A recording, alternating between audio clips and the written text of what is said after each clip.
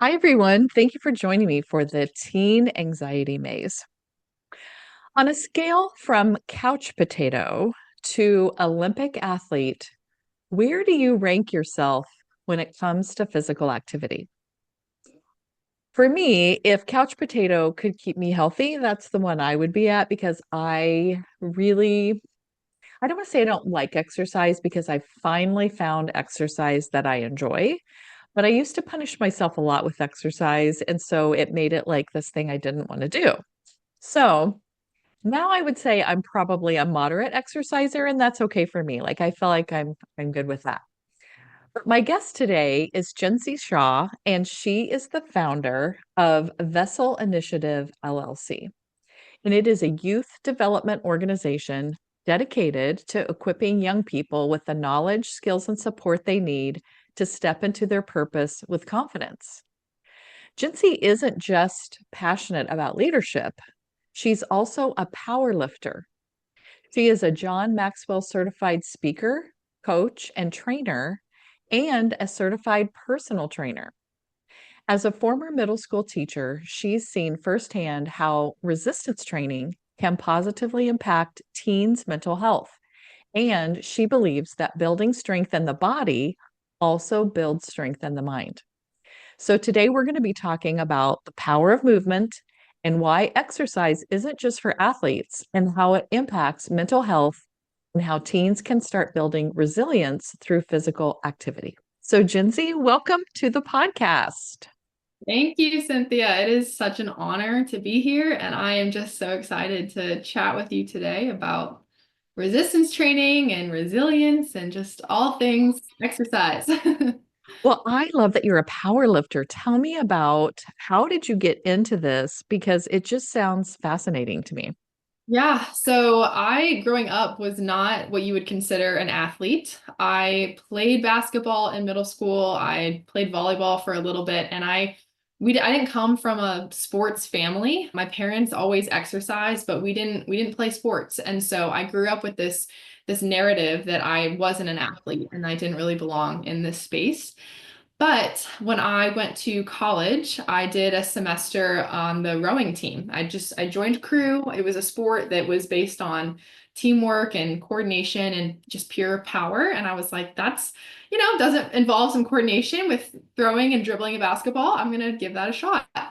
And as part of our training for crew, which I ended up just absolutely loving, and that really did shift my perspective to, oh, maybe I can consider myself an athlete. But part of our training was getting in the weight room and lifting. And I think that was when I had my first, foray into weightlifting and resistance training. And I had grown up, exercising and stuff, but this was the first time I'd really been in a gym. And then over, the next, goodness, I don't even know, 3, 4, 5 years, it was just me kind of playing around in the gym and figuring out what I enjoyed. And I found powerlifting and decided to jump all in with that. So I don't compete yet, but it is something that I'm very passionate about. I've seen a lot of healing in my own mind through past experiences because of powerlifting, and something that I'm very, very passionate about. I love that. Well, that's what I was going to ask you next is how did you figure out the connection between powerlifting and mental health and making mental health better? Because people don't always put those two things together. Definitely, definitely. Yeah, so without going too into depth about, my past, which I'm happy to talk about, but for the sake of time, I grew up in a really big family. I was the oldest of 10 kids, and when I was 18, my dad was diagnosed with glioblastoma, which is the most aggressive form of brain cancer. And he lived for, I believe it was 37 months after he was initially diagnosed. And so for that 3-year period, we lived in a constant state of uncertainty, stress. Like I mentioned, as the oldest in a family of lots of kids, a lot was on my shoulders in terms of, just trying to help support my parents. Hmm. And then, with my dad's passing, obviously there was a lot of trauma and grief associated with that. And then after he passed, I, did another year of school. I never took time off of college, so that was something else that, looking back, probably wasn't the wisest thing, but I just wanted to get school done. And I ended up moving out of state. I was working a very difficult job. And again, there was just a lot of uncertainty in my life. So about oh goodness, I would say about 2 or 3 years after my dad passed was when I was, really getting more involved in lifting and strength training. And I was in the gym one day and I loaded a weight on the bar that was far more than anything I had lifted in that specific movement. And I had no business doing it, but I just wanted to see if I could do it. I was like, I'm just going to put this Mhm. weight on. Let's just see if it's possible. And I ended up doing it and I repped it. I think it was 10 reps. And I mean, my body was screaming at the end, which I was very familiar with that pain from rowing and from doing crew. But, I set that weight down and I think it was the combination of, oh my goodness, I'm way stronger than I think I am. But then also Mhm. that immediate relief of that pain being gone. And I had this flood of emotions and I just broke down and started weeping. And it wasn't just related to the lifting. I had all of these memories of, stuff with my dad, the things I had been through, the past 3, 4, 5 years. And it was this sense of grief and sadness, but mixed with this victorious feeling of, wow, God has taken everything away from me, it feels like, and yet he has built me up to be so much stronger than what I thought I was. Mhm. And I already had a little bit of interest in neuroscience just from some books that I had been reading. And so, just being in that moment and then making some other connections with other times I've either been in the gym or in the boat and I've been pushing my body so hard and I just have this release of I think this is connected to some trauma that I've been through or to some hardship that I've been through. And so that was when I was like, maybe there's actually something to this. And I started to Mhm. look into it a little bit more. Oh, I love that. So tell us about Vessel Initiative then. So it sounds like you're taking these lessons that you've learned about, moving your body and mental health and neuroscience, and you're going to teach it to young people. Is that is that what Vessel Initiative is? Yeah, so it's become a bit longer of a path than what, like that. If I could sum it all up like that and be like, and then I went and started this organization, that would be great. But that's not how it happened. After I had that moment in the gym and I started to realize, I think there's a connection here. I started reading this book called The Body Keeps the Score by Dr. Mhm. Vanderkolk.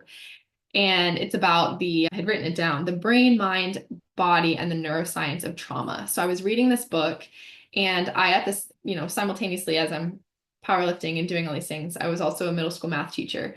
And I noticed as I was reading this book that so many of the things he was talking about, different behaviors of children, some different mental illnesses, I saw those things in my classroom.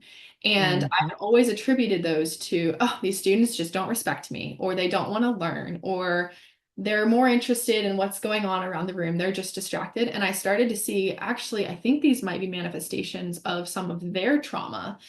And Mhm. I had such a heart for my students. I absolutely loved them. I mean, I would tell people all the time, I said, when I started teaching, I've never known a love like this than what I have for my Mhm. students. And so reading this book and realizing, oh, there's some connections here. And then I was at a math conference in October of 2023. And, I'm in this conference, I'm listening to a lecture about teaching integer operations or something like that. And I'm sitting there listening to this lecture, but actually I was just on my phone reading a narrative journal article about exercise interventions in PTSD specifically. Mhm. And I'm at this conference about math and I just felt so disconnected. I just didn't, I was like, there's something about this. I don't think this is where I'm supposed to be in terms of in the math classroom. And I went back to my hotel room that night and I started reading that article. And you know how there's some times in your life, there's these moments where it's been a big pivot and you're like, I can look back on that and remember this was a big pivot in my life. That night was one of those nights for me. I was reading this narrative review article and I'm just weeping. I'm like, oh my goodness, Mhm. so many of the things I'm seeing in the classroom that I'm reading about in this book that I've experienced myself can be healed through Mhm. through exercise, or at least, Mhm. the symptoms can be relieved. And so that was when I was like, I think that this is more than just a passion for me. I think that there's actually a beautiful correlation between the brain and the body, Mhm. and it's something I want to pursue. So then goodness, not until June of the following year, I ended up leaving my position as a teacher to pursue this. So I Mm, started Vessel Initiative.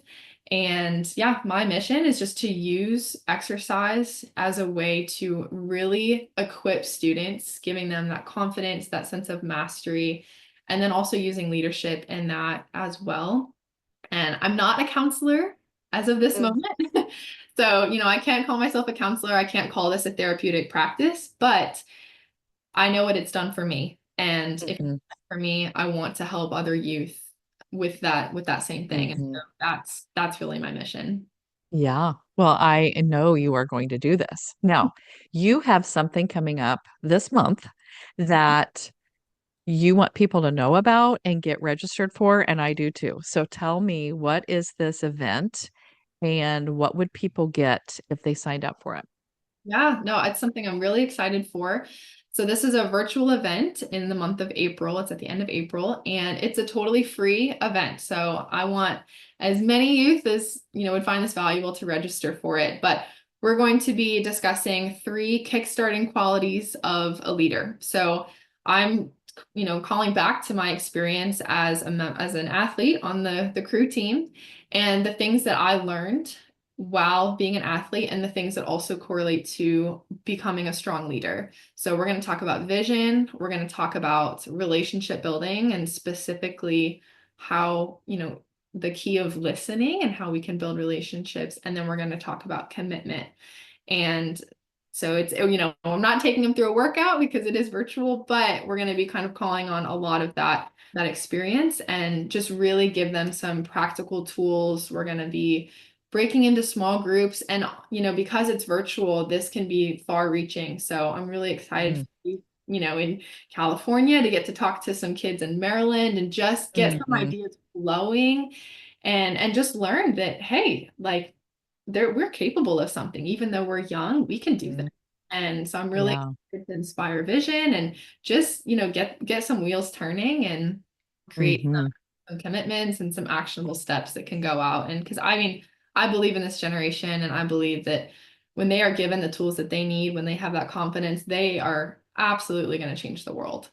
mhm. I also believe that. And this generation more than any others, and I feel like every teenager feels this way because I did too, but I think this generation in particular, that's teenagers right now, wants power with adults. They don't want us to have power over them, telling them what to do or like, saying these are the ways you should be. They want us to work with them to create that. And this I see so many people now trying to do the power with, and I'm so excited because I feel like I've always been doing power with because like I said, I needed that a long time ago, even when that wasn't my generation that needed that. But I really think that this generation, they know that they have some power and they want adults to help them create something with it because they don't know how to do that exactly. So it sounds like this could be something where they could really start learning those skills because these are skills that can be taught. I think sometimes some parents feel like leadership, like you just see that kid become a leader and you're like, oh, those are the leaders because they have those skills or they're kind of born with a personality that looks like a leader, but you can create and teach leadership to everyone. Absolutely. And that's something I also thought for the longest time is, I was told when I was younger, oh, you're a natural born leader. So Mm. I thought that leadership was just a quality.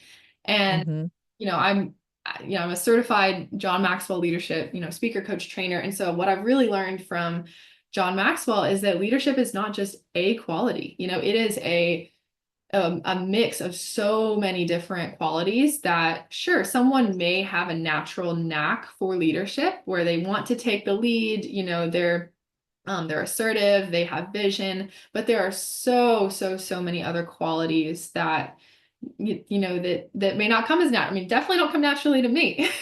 So Mhm. I'm having to work on and I love that concept of power with, and that's actually Mhm. something I haven't heard, just that that term specifically, and I really love that because that was something I saw a lot in my own students is they don't want to be talked at. They want to work through it with me. And Mm-hmm. if they can see someone going before them, but then turning around and saying, "Hey, come with me." And that's Mm-hmm. what I'm really hoping is, I'm not going to sit there and tell them this is what your vision should be. This is what your goal should be at the end of this. I really want, again, that's why I say brainstorming, get the wheels turning. Like, what do you guys see? What are things that you want to change in your worlds, in your schools, in your friend groups? And allow them to really stir that up because again, I say it all the time, but they're unstoppable. They can be They unstoppable. are. If they have adults who are saying, rather than telling you, I'm going to equip you so that you can go do it. Yes. Oh, I love that so much. That just gives me chills because it's exactly what I am trying to tell kids. And I won't take credit for the power with because I got it from Brene Brown. Oh, okay. Yeah, I'm very familiar But with her. and she's great. And she's talked a lot. I mean, I don't know that she's talked about it as this generation. I read that in a different, I don't remember where I read that this generation wants power with, but she talks a lot about the power over versus the power with when she's talking about relationships or government or, like there's all sorts of like scenarios that she's put that into. But I've always loved that because I'm like, that is who I am as an adult. I want to go with my kids, my clients, my students. I want to be I want to be just somebody that can help reinforce the things that they need to know to be this really great adult.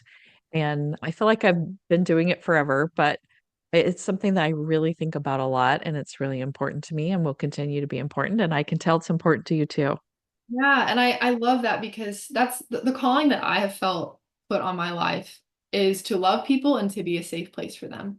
And that sounds Yes. so simple, but that safe place, especially, when we have places of safety, that's where we feel like, oh, I have a little bit of agency here and I can try something. And if I fail, it's okay because I'm in a safe place, I'm being supported.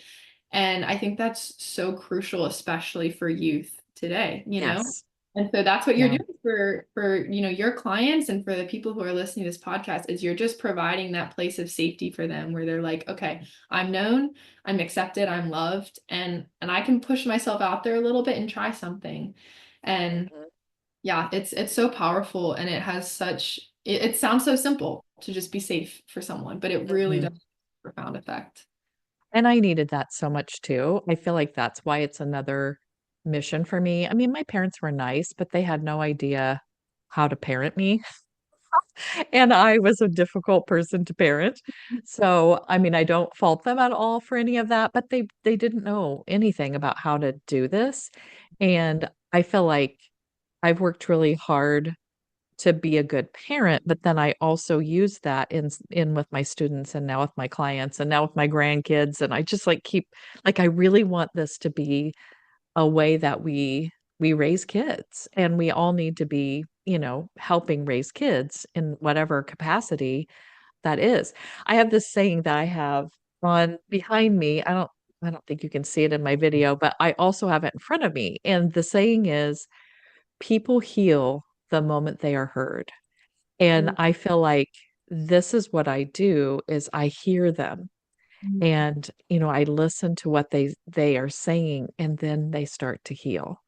And that's what I've always been trying to do and I want us to help heal well everyone. I mean, I think every human has things that they need to heal no matter what age they are, but I I really like focusing on young people. There's just something about their energy that's so fun for me, and I get so excited being around young people, and I think I always will. I used to think if I got older, I wouldn't fit in anymore. Like, I'll be 57 this year, and my husband used to tell me that, when you're in your 50s or whatever, you're not gonna be relevant to kids anymore, but I think I still am, and I really think I mean, it sounds weird. I still don't know for sure if I believe it, but I think at 70, I can still be relevant to kids because as long as I keep that same feeling of wanting to hear them and meet them where they are and love them and be safe for them, that there's no expiration date on that. There's no age that doesn't work. So, I can do this forever. Absolutely. And kids, I mean, I say kids, youth, teenagers, they know if you're being authentic or not. Yeah. And so you're authentically loving them. You're authentically stepping Hmm. into your calling of being there for them. And so, whether you're 57 or 87, they Hmm. sense that authenticity and they respond to that. If Yeah. someone's being fake, they know they can sniff it out. They can, and they would tell me, they would point out in the school, like, well, these people are doing, like, I know these kids, these adults like us or whatever. So I remember a student said to me once, "You talk to me like I'm a real person," and I was like, "Well, what other way would there be to talk to you?" But then later I was like, "Oh, they just mean like other people are talking down to them, or they're discounting." What they think or something. And I was just listening. And I was like, oh, this really does matter. This really is a thing. Yeah. So I love that. Well, is there anything else you want my audience to know? Like, how else can they, besides this event that I want everyone to go to, how else can they get a hold of you, or where are you at on social media so they can find you? Yeah, you can definitely visit my website, vesselinitiative.com. I'm posting a lot more of the research that I'm doing about the connection between exercise and the body because there's just some incredible, incredible connections. And I mean, even right now I've got like 7 tabs open of different ones I'm Mm, going to be reading. So, definitely putting things there, my, email newsletter can sign up for that. In terms of social media, right now I'm just doing LinkedIn, not a big social mhm. media person, which is funny because I work with youth. That's But all yeah, right. that's where you could find me. And there's a lot happening. There's a lot that I'm really, really excited about getting started. So I'm looking. Well, I'm excited for you, and I'm so glad that you were a guest. This is just stuff that people need to know about, and I hope everyone goes to your event. Well, thank you. Yes, I'm very, very excited for it. So I'm looking forward to lots of high energy, lots of, middle, high school, lots of fun. Yes, well, I will be watching LinkedIn or whatever to see what the results are of all that. Yes, I'm excited.